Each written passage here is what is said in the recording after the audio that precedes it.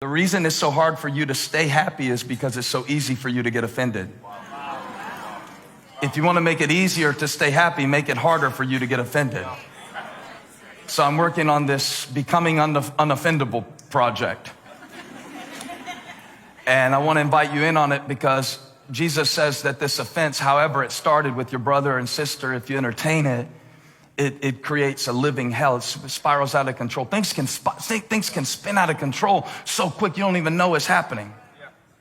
And the enemy's agenda in your life is destruction. Thief comes to kill, steal, and destroy. That's John chapter 10, verse 10, note takers. And his agenda is destruction. Every good and perfect gift comes from above. God's a giver, enemy's a taker. He wants to destroy every good thing that God puts in your life. Okay, that's his agenda.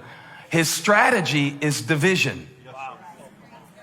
Jesus shared with us in Matthew 12:25 that a house divided against itself can't stand. Abraham Lincoln didn't say that. Jesus said it. Jesus said that if the enemy wants to destroy your house, the first thing he must do to destroy your house is to divide your house. Are there any newly married couples in church today? Newly married? Why are you clapping for them? They haven't proven anything yet. Is that pity applause? Newly married couples, just one more time. Let's see. I'm saying maybe you're newly married. How new? A year, that counts. Would you come on the stage? Do you mind? I don't want to embarrass you in any way. Is your wife here? She's not here? You got to sit down. And you would have been great too. Anybody here with your wife that's newly married and you guys actually made it to church together today? I'm just kidding. I'm sure she's serving any kids. Would you? 2 years? 2 years? Yeah. Come on if you don't mind. Come on, let's give them a hand. Come on guys, give them a hand. This is great. They have no idea what they're getting into. Now, I'm not just going to preach about marriage, Coach Dave, but I figure if I use a marriage illustration, apply to every relationship. Keep clapping while they come. Come on guys, and clap. Your name? Stephanie and Dan. Good to have you guys. Yeah, come on all the way up. That'll be great. Let me show you what the devil wants to do in your relationship because God said that the two shall become one. This is exactly what the enemy wants. So every battle you're going to fight, every argument about the dishes, really, it's the enemy's agenda is destruction.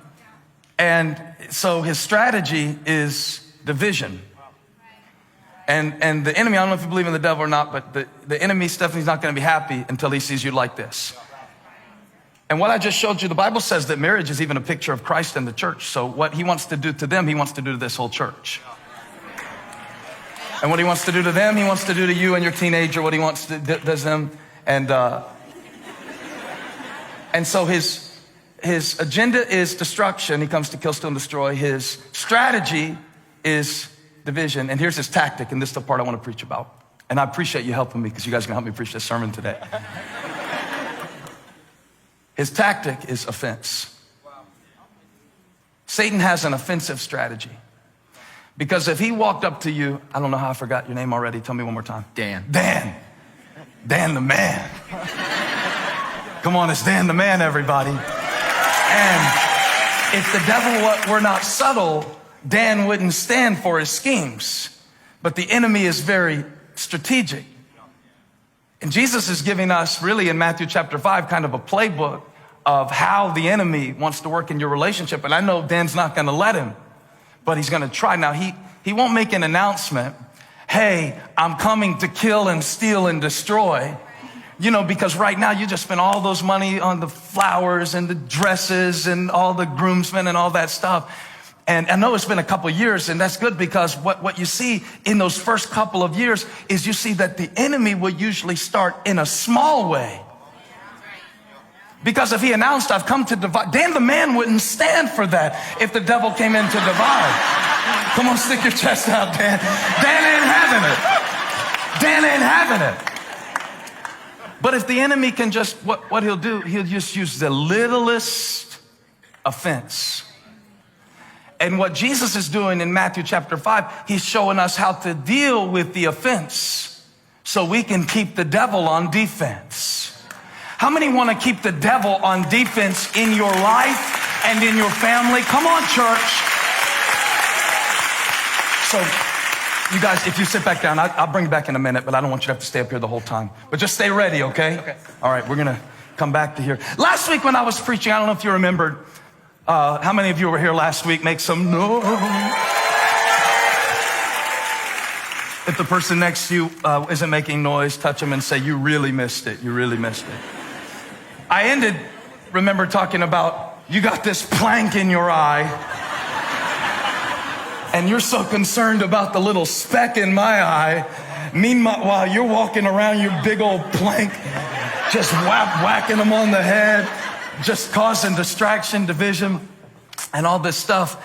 And it's the contrast between the small things and the big things. And there are times that a big offense, there's not a week that goes by. Holly, would you agree that somebody doesn't call me for counsel that's going through a marriage situation like a divorce, a separation? Buck, is this true? It's not a week that goes by. It'll be another pastor or maybe a situation in the church.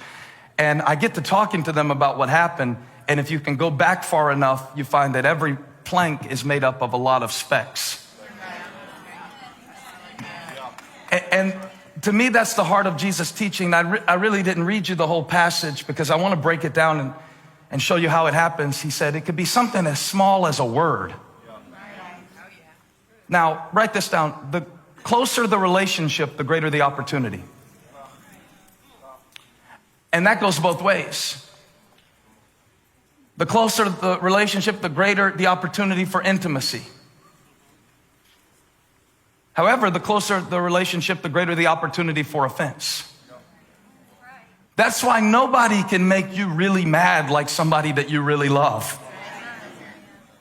Really. Nobody can hurt you like somebody that you've given your heart to. Nobody.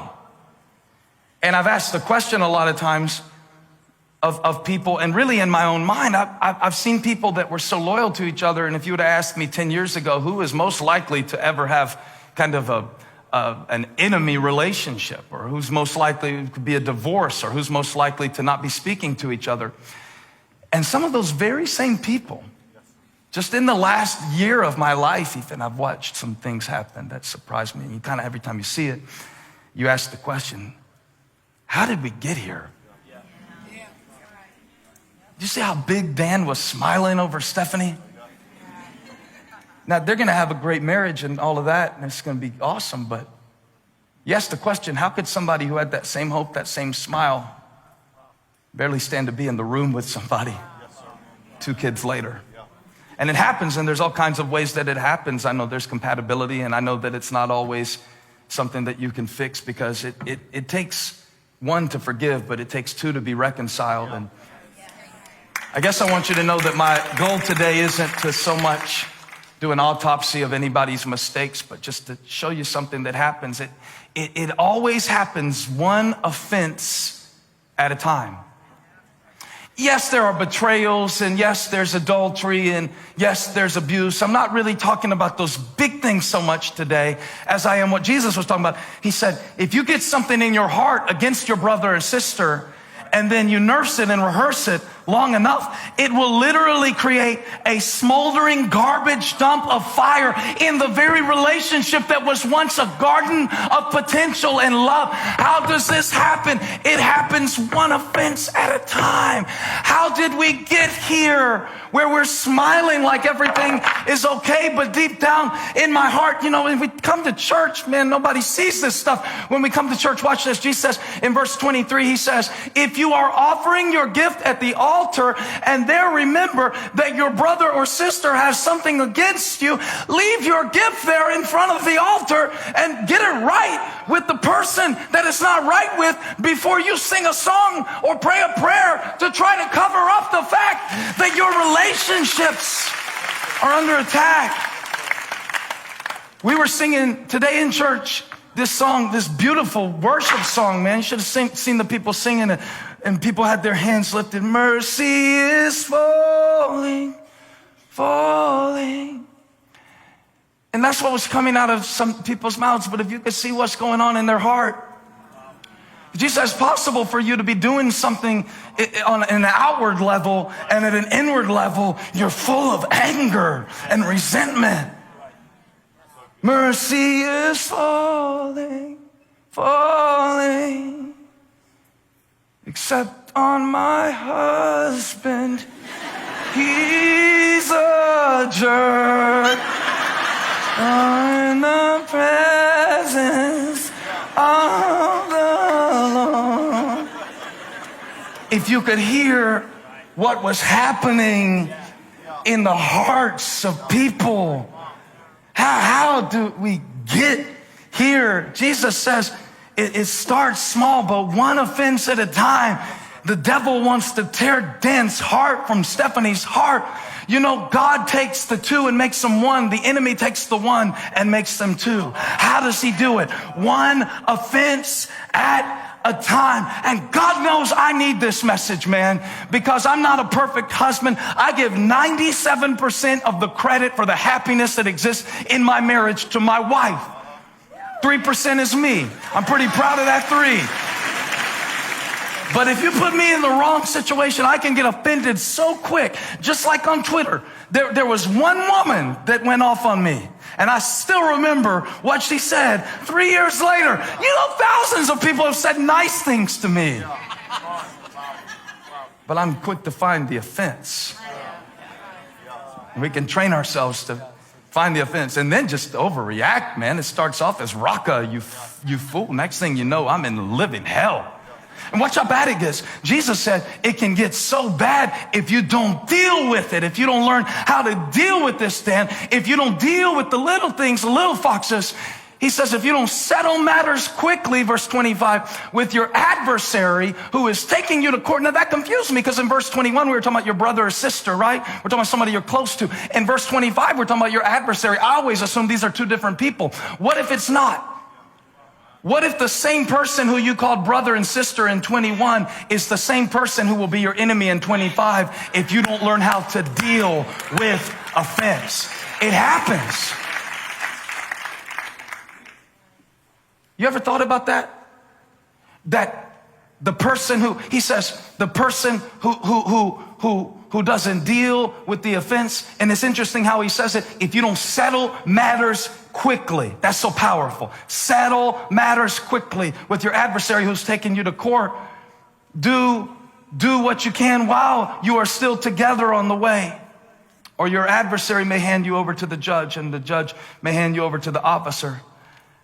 And you may be thrown into prison. Truly, I tell you, you'll not get out until you paid the last penny, the prison of offense. And it all started with raka. It all started with raka. The small offense. It all started in the parking lot. I was backing out, and this guy's honking his horn at me in his pickup truck just a couple months ago. I took the boys to see that football movie, the Christian football movie. Okay? Woodlawn. We went and saw Woodlawn. Made a deep impression on me. We're leaving the movie, and this guy, he's hollering at me because his wife wants my parking spot. The problem with his wife wanting my parking spot is she is pulled up so close on my parking spot, I can't get out to give it to her. And now that's somehow my fault to this guy in the pickup truck. So he says to me, or offers a course of action to me, hey, get out of her way. She's waiting on your spot. And I'm like, and then I figure out that this is his wife because I'm putting it all together. And I rolled down my window and I said something back to him. No, it wasn't any profanity or anything like that. But it was a raka type thing that I said. Something about his wife's driving skills or something, something like that. Just something insinuate. But then he wants to get out of his truck. And he's not bigger than me. So now I gotta get out of my Maxima. Cause I got to. Cause my boys are watching this and I need to be a good example that if a man gets out of his pickup truck and challenges you, it doesn't matter whether you have an elevation sticker on your car, you gotta handle it. Why are you clapping for me? I'm so bewildered. And I got out and I said, what are we gonna do? Just a question. Just a question. It's just a question. And I don't know what happened next. I think to this day, I still don't know because his tone changed dramatically. I don't think he was intimidated by me. I think he realized who I was. I think so, because it was right here in town. And so I think he put the sticker and the thing together, because all of a sudden he turned real spiritual. He was like, well, God bless you, man. We're just all trying to get where we're trying to go. And I was like, yeah, we are. And around this time, Graham comes out the car. He's 8, he comes over and stands by me. And he said, you got your boys and I got my wife. I said, it's cool, man. We got over here. We got back in the car. And I said, when Graham got in the car, I said, Graham, what were you going to do? And Graham said, I was going to kick him in the shin if I had to.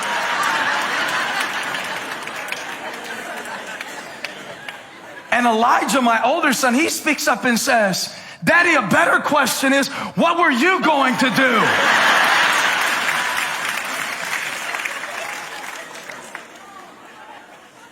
I said, whatever needed to be done, son. I hadn't thought that far about it. And he said, well, think about it. I mean, let's say you get in a fight in the parking lot of the movie theater. Not only are the news people going to put you on the news, but we might not even ever see you again. We're in the back of the car, and maybe they leave us, and then maybe you end up in prison, and maybe we don't have a dad. Did you think about that? And I said, that's right, son. I'm giving you an example of how not to handle a situation. And we went and ate some Mexican food. And here's why I told you that story. When you are in these moments, I'm talking about not with somebody in the parking lot, I'm talking about with somebody you love. You're not thinking through the fact that this is going to end up with me and you and an attorney sitting down talking about dividing our assets. That's not how division happens, because the enemy's agenda is destruction. His strategy is division, but his tactic is those little offenses.